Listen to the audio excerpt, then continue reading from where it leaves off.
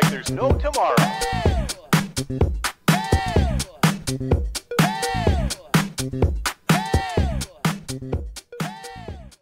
Alors Guillaume, cette fois, j'aimerais qu'on regarde un peu plus attentivement le texte gravé sur les Georgia Guidestones.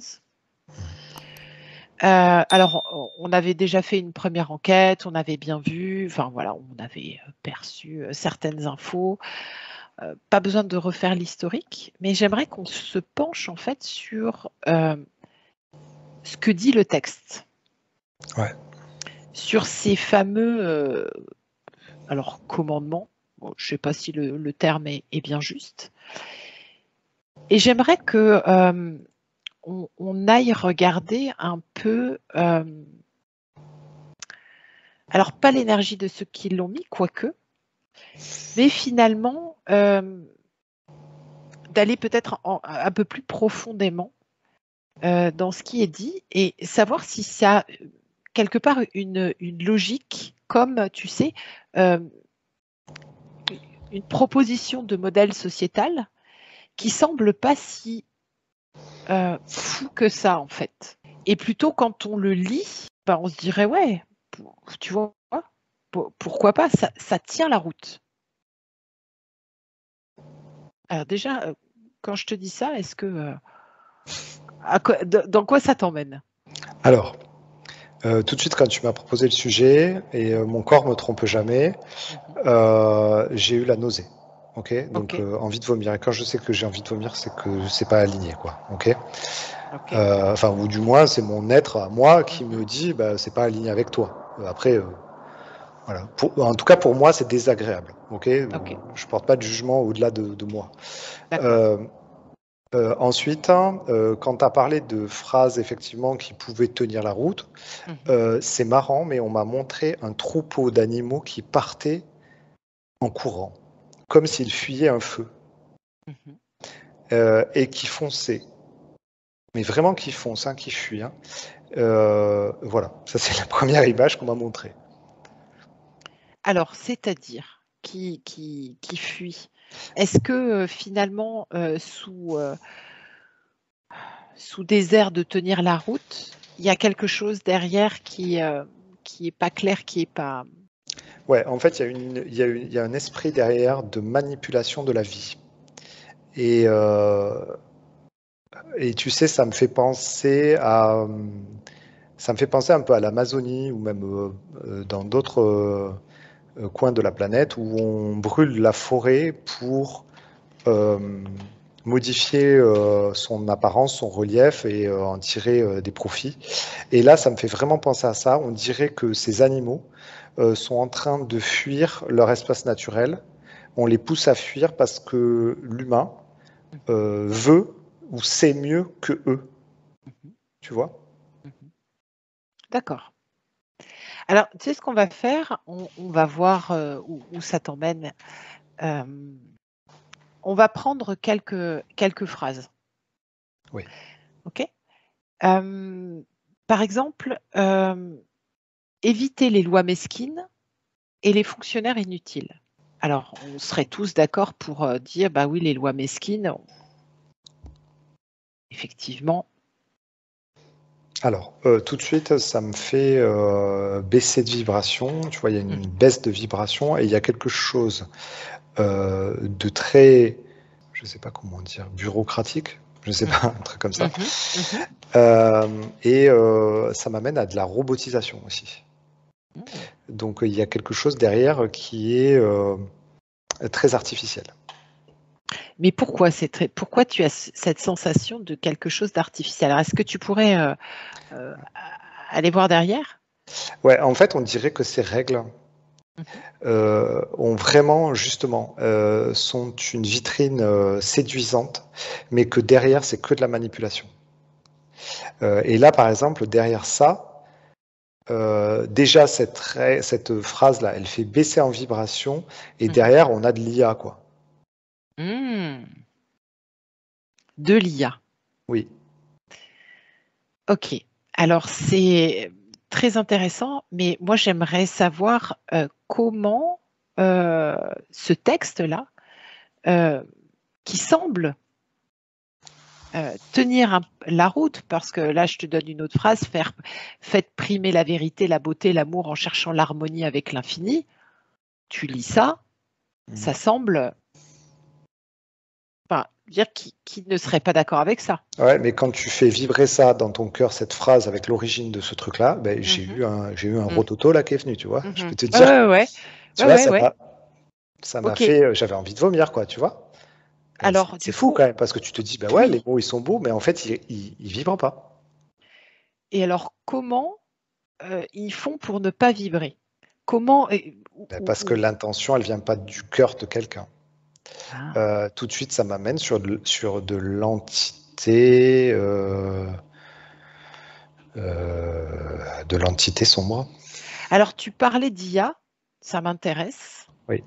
Qu'est-ce que tu vois dans l'intelligence artificielle? Comment elle y est reliée, en fait? Ce qu'on me montre là, hein, c'est par rapport à cette phrase. Si je tire le fil, tu vois, en fait, bon, il y a une belle vitrine.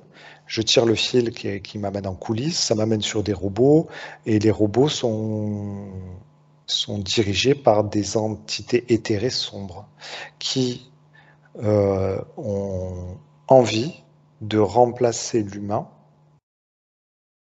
Enfin, même pas de remplacer. Non, c'est même pas remplacer, de mettre en place un système mécanisé et artificiel pour gérer une partie de la planète. Alors, je vais poser une question un peu, tu sais, comme si je me faisais l'avocat du diable. Ouais. Mais est-ce que finalement l'intelligence artificielle est quelque chose de forcément néfaste et anti-humain? Alors je sais pas. Enfin, je pense qu'il doit y avoir des contre-arguments, mais moi, ça me dit oui, que c'est anti-humain. Ça l'est systématiquement. Ça me répond oui. Ok.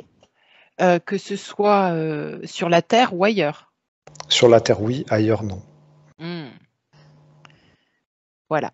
Du coup, pourquoi l'intelligence artificielle sur Terre serait anti-humain ou néfaste à l'humanité? Parce qu'elle est reliée à des entités anti-humaines. Si on prend la phrase qui a fait le plus couler d'encre sur ces stèles, qui est de maintenir l'humanité en dessous de 500 millions d'individus, qu'est-ce que tu as derrière ce principe-là? Je sais pas. Comment dire? Alors, c'est assez étonnant. On me montre de la technologie très fine, comme des aiguilles. Je me demande si c'est pas de la nanotechnologie ou des choses comme ça, qu'on injecte ou je sais pas, on manipule des êtres mais on sélectionne des êtres hyper performants avec une technologie embarquée, entre guillemets. C'est merveilleux. Je ne savais pas que tu allais m'amener là tout de suite. Mais finalement, depuis qu'on fait notre petite enquête là, tu sais, sur la guerre des étoiles, on a vu que l'humain, en tout cas l'enveloppe humaine, le corps humain, n'a cessé de subir des améliorations, des bridages, voilà. Et finalement, est-ce que l'intelligence artificielle, les nanotechnologies, c'est pas un peu la suite de l'amélioration du corps humain? Ça pourrait l'être, mais il faudrait que ça soit guidé par l'amour. Et le truc, c'est que c'est très sombre, en fait, l'intention qu'il y a derrière tout ce qui est fait. Tu vois, en fait, on pourrait très bien, par un élan d'amour, remplacer un œil défaillant par un œil bionique, tu vois. Et en fait, ça rendrait l'être humain peut-être plus heureux, tu vois, ou plus épanoui, parce que de retrouver la vue, tu vois, ou de voir la couleur, ou je ne sais quoi. Et à ce moment-là, on voit un être qui est très lumineux. Mais là, dans le cas justement de ces phrases et des guidestones là, derrière, il y a une entité sombre et grise et terne qui éteint l'humain. Est-ce que l'intelligence, donc tu m'as dit oui, l'intelligence artificielle pourrait être vraiment au service de l'humanité, sachant qu'on est rentré dans cette ère depuis un petit moment de l'intelligence artificielle. Est-ce que dans cette élévation vibratoire, finalement, l'intelligence artificielle peut et va être au service de l'humain, comme une sorte finalement d'évolution naturelle de l'humain à cette espèce d'humain augmenté par des technologies, parce que finalement, ça existe probablement ailleurs dans les univers et qui sont au service des êtres, au service de la conscience, on va dire. Pourquoi finalement, sur Terre, ça ne serait pas le cas? En fait, ça peut être le cas. Et tu vois, le futur n'est pas sombre. Mais en fait, on voit les humains utiliser leur créativité et surtout leur pouvoir créateur pour mettre de l'amour dans cette intelligence artificielle, utiliser les outils d'intelligence artificielle, mais au service de l'amour et du cœur. Et ça, c'est tout à fait possible et c'est tout à fait à portée de main des humains. Voilà. Et est-ce que parler justement d'humain augmenté, à travers, grâce à l'intelligence artificielle, est-ce que ça peut être quelque chose d'évolutif? Ouais, mais ça va être limité. C'est-à-dire que, tu vois, quand on regarde l'évolution d'un être humain, effectivement, quand on va changer de plan de conscience et de plan vibratoire, l'intelligence artificielle ne tient plus. Et pourtant, elle existe sur d'autres plans, oui, en 5e, 6e dimension. Oui, mais l'intelligence artificielle telle qu'on la voit, nous, en tant qu'humains, là, sur la Terre, celle-là, elle tient plus. Tu vois, les algorithmes Google, etc., tu vois, là, c'est plus... c'est un autre niveau, quoi. Ok, très bien. Est-ce que l'intelligence artificielle, quoi qu'on en fasse, c'est alors bien sûr c'est déjà là, mais est-ce que c'est aussi le futur de l'humanité? Là, ça répond non. Et je regardais où ça m'a amené, mais ça m'a amené sur de la spiritualité et sur l'élévation de conscience. Le futur de l'humanité, il est là. Et tout de suite, ça m'amène dans le cœur de l'humain. Et ça m'amène sur l'expansion des consciences, l'accès à des nouveaux plans de conscience. Ça m'amène là-dedans. Le futur de l'humain, il est là. Est-ce que sur les différentes densités, ce qu'on appelle, nous, en 3D, l'intelligence artificielle, dans les dimensions plus élevées, entre guillemets, on peut parler d'intelligence organique? Je voyais pas où tu voulais en venir. Ça fait partie... En fait, tu sais, depuis tout à l'heure, ça me dit technologie. Et c'est comme si... finalement, quand on monte sur d'autres plans de conscience ou d'autres densités, là, ce dont on est en train de parler, c'est de la technologie. Et dans la technologie, il y a différentes choses. Et effectivement, il y a une forme d'intelligence et de technologie organique, qui existe, oui. Et est-ce qu'on peut imaginer que cette intelligence-là puisse être au service des êtres, quels qu'ils soient, pour la vie quotidienne, pour... Oui, ça oui.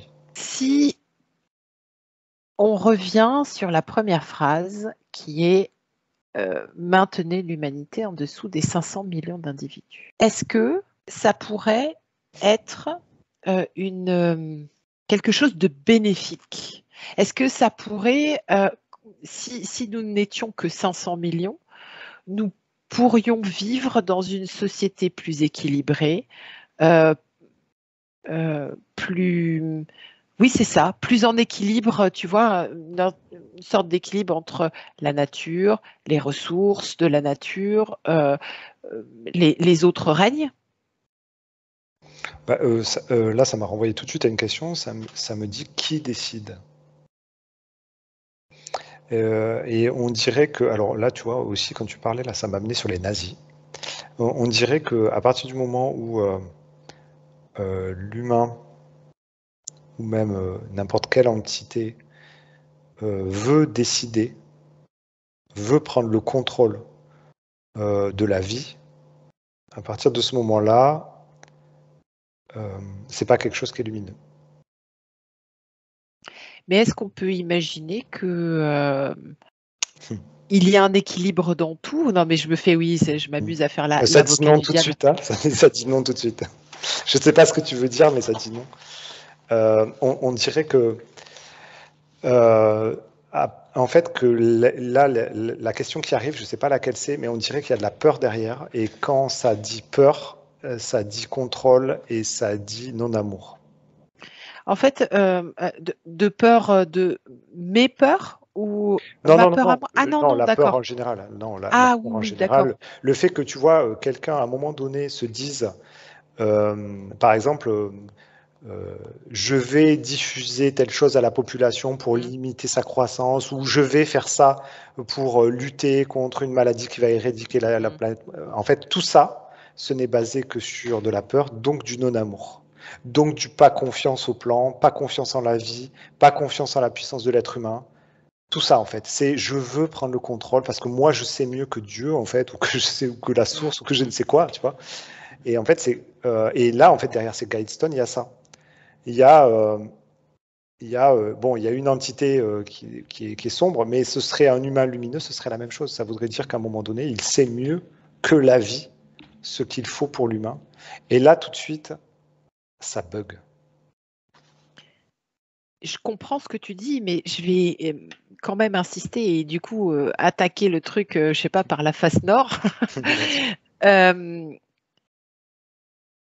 Est-ce qu'il n'est pas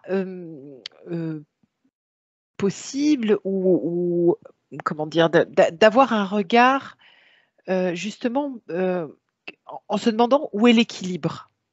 Est-ce que, on l'a assez dit, enfin les écolos l'ont crié sur tous les toits, les ressources de la Terre ne sont pas inépuisables et que finalement, il n'existerait pas un équilibre entre le nombre d'individus, les ressources et les différents règnes. Il me semble, ou alors, bon, voilà, j'en sais rien, mais que toutes les espèces, quelque part, s'autorégulent. Oui, mais alors, ce que ça amène là, c'est comme s'il y avait les humains. Tu vois, là, je ne parle pas d'individus juste d'écolos, machin. C'est comme si les humains, en fait, se disaient à un moment donné, nous voulons tous ensemble pouvoir être accueillis sur Terre et, et que la Terre, en fait, nous procure à tous de quoi vivre et de vivre bien, etc. Et de vivre en harmonie avec la Terre. Et en fait, quand on pose cette base, là, ce qui est un élan du cœur, on n'essaye pas de contrôler la population mondiale, mais par contre, on essaye de trouver, tu vois, il y a un élan du cœur qui amène l'humain à s'adapter à son environnement et à ce que son environnement s'adapte à lui. Et là, c'est un élan du cœur et du coup, l'univers va te répondre avec de l'amour et va répondre à ce besoin et va arriver à trouver la solution. Et par contre, dès que tu commences à te dire, ah putain, on est en train de flinguer notre planète et donc il faut limiter les humains, on est trop, machin, j'arrête de faire des gosses, etc. T'es dans quoi? T'es dans des limites, t'es dans du non-amour, t'es dans des peurs. Même si derrière, t'as une adoration pour les animaux, l'humain, la planète et tout ça. Tu vois? Et c'est pas du tout le même truc. Ok. Est-ce qu'on ne peut pas imaginer que finalement ces 10 commandements-là soient une version très humaine et très limitée de ce que tu viens de décrire? Une volonté, tu vois. Ouais, c'est de la volonté, c'est du mental. Et en fait, derrière, il y a du mental. Et l'envie de vomir de tout à l'heure, c'est du mental. C'est du mental et c'est du contrôle. Okay. Et en fait, tu vois ce que ça dit depuis tout à l'heure, ça dit, mais émettez avec votre cœur ce que vous avez envie pour la planète. Et non pas de quoi vous avez peur, tu vois. Et tu vois, c'est marrant parce que ça me dit 9 milliards. Les 9 milliards peuvent vivre sur cette planète. Je ne sais pas combien on est en tout cas, mais ça me parle de 9 milliards. Bon, voilà, j'ai plus de j'ai plus de questions. Est-ce que tu as dernière info sur le sujet, peut-être par rapport à... Ouais, en fait, tu vas-y. vois, ça m'amène sur les ressources et ça me dit que finalement, on a concentré, c'est comme si on avait concentré l'être humain sur juste quelques ressources et quelques parties de la planète, et qu'en fait, on a tellement encore de choses à explorer, et finalement, on va pouvoir, si on en a envie, vraiment, on va pouvoir faire cohabiter tout le monde en se répartissant et en accueillant en fait toute la richesse de la planète. Tu vois, il y a quelque chose à aller chercher là-dessus. Tu vois, au lieu de dire, bah, non, on a épuisé le pétrole, on est en train de brûler nos forêts, etc. Peut-être effectivement, pour ne pas en arriver à ça, trouvons les nouvelles ressources, trouvons ce que la Terre a à nous offrir si on accepte d'être 9 milliards sur cette planète. Ok, super. Ouais, c'est top. Merci Guillaume. Avec plaisir.